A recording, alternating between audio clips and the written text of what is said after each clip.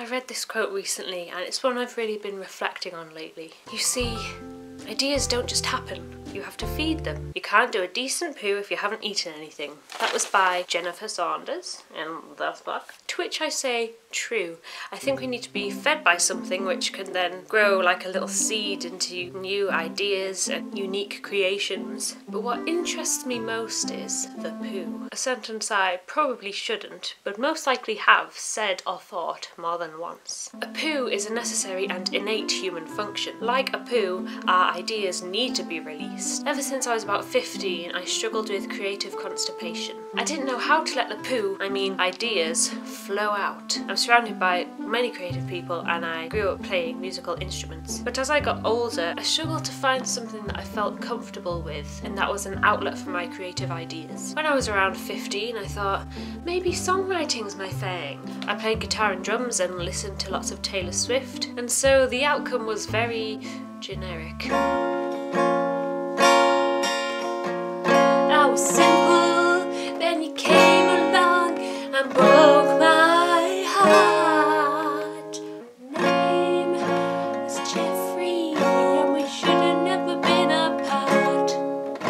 Oh, Zac Efron, your abs are so great. You should be my boyfriend, but all my best mates fancy you, fancy you, fancy you. You should leave her for me. You should leave her for me. That High School Musical girl, you should leave her for me.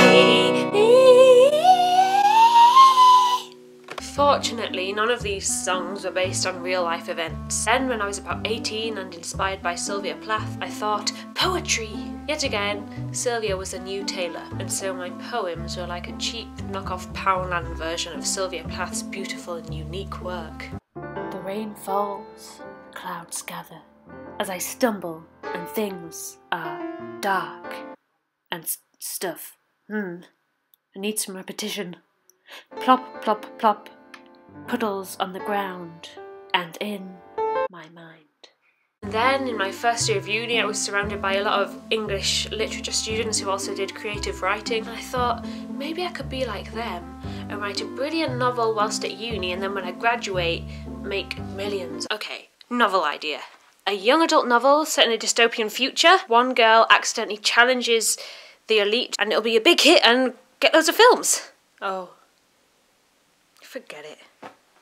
Alas, that also proved to be a failure. Then, randomly last year, after pranking my flatmate, I realised that making stupid videos was a perfect format for me. I mean, I don't create any technically challenging or revolutionary videos, but I discovered that I genuinely enjoyed the process of making them. And so it was a perfect way to poo out my ideas. But even though I found my way of pooing out ideas, there are still challenges. For example, the other night I was in bed ready to drift off to sleep when an idea for a video popped into my head. I was really annoyed because my brain wouldn't let it go, but I knew if I didn't write anything down I'd forget about it, and so I sat up on my laptop writing it down. Whilst this is annoying, I think it's key to trap your ideas once you have them, otherwise they just flutter away like a fart in the wind. But the final and most challenging challenge is actually sharing what you've created. In my mind, my ideas are weird, and there's always that voice in the back of my head before I post something that says, are you really gonna let people see how weird you are? I mean, a video about a poo prank? That's really immature. No one likes poo humour.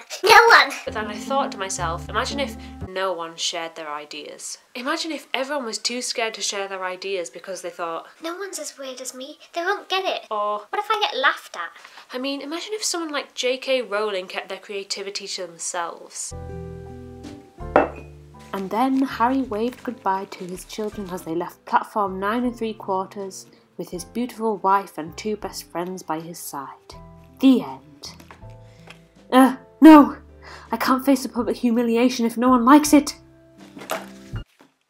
Sorry, sorry, I didn't mean to make you imagine a childhood without the wonderful tales of Harry Potter. What I'm really trying to express in this strange video is that pooping out ideas is a necessary function, but also that the world would be a boring place if no one shared their ideas. It doesn't matter if a million people like what you create, or if it's your mum who's your sole subscriber. But if you enjoy what you create and it makes you laugh, then you're doing something right. And it's also awesome to give people the opportunity to see it, otherwise they might never know that there's weirdos like them too. So, if you take anything from this, ideas are like poo. You need to poo, meaning you need to force out those ideas in some way. And also, you need to let everyone else experience that poo. Yeah, this was a really weird analogy.